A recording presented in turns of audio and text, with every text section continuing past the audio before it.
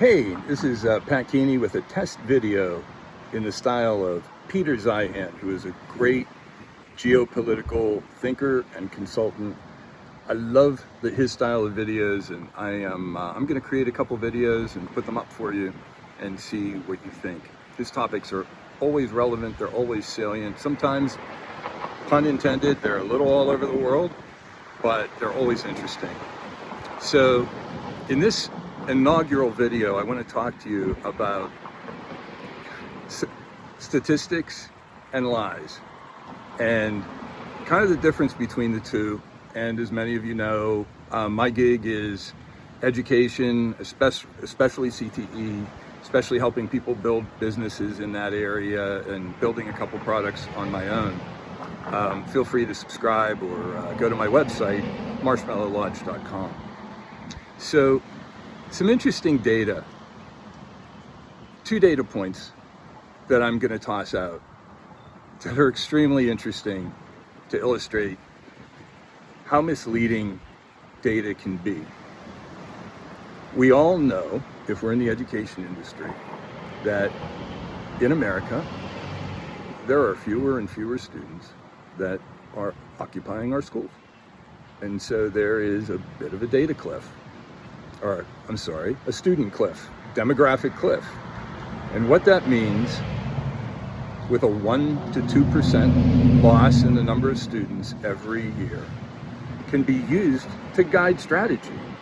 It can be used to help pinpoint what are the decisions I have to make in my nonprofit organization, in my business, in my startup. Number one, for the good of students, teachers, my customers who are paying. But number two, also to keep my business going, because if I go bankrupt, I can't help anybody else, right? In the CTE world, this could lead to some misconceptions, though. If we take that demographic cliff and we put that beside a significant increase year over year, for those of you who are business oriented, about a 5 to 7% CAGR of CTE concentrators in the United States, that more than offsets the loss and shrinkage that's occurring in the education market overall. You see my point? If I'm running a CTE organization or CTE company that serves workforce, I might be led to believe that I should cut back, become more efficient. Growth is dead, however you want to look at that. And I really think that if you look at data, and I would even go deeper than that, I would look at, so in terms of clusters, the new career cluster framework from Advanced CTE that was published recently. With regard to clusters, there's great data there. What would we anticipate with the new framework? We would anticipate even more business and IT students. That foots with, we think students are going to have to know a lot more about AI than we did whenever we graduated, right?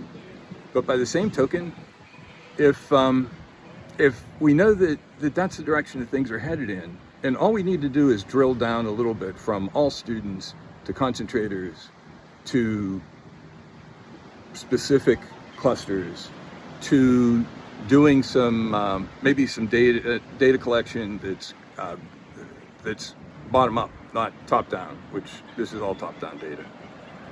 At the end of the day, my whole point is making business decisions, whether you're a one-person shop or a company that's been around for 100 years. Make sure that you do due diligence. Make sure that you get the data to the point where you're not lying to who Richard Feynman says is the easiest person to lie to, and that is yourself. So I hope in one way or another this not just maybe makes some of you dollars and helps your business, but really my goal is to impact education in any way that I can.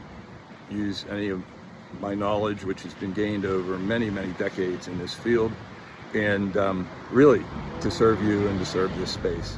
So if I can help you in any way, more than happy to. Thanks for listening, and thanks for hanging around with me for this long. I hope to see you again.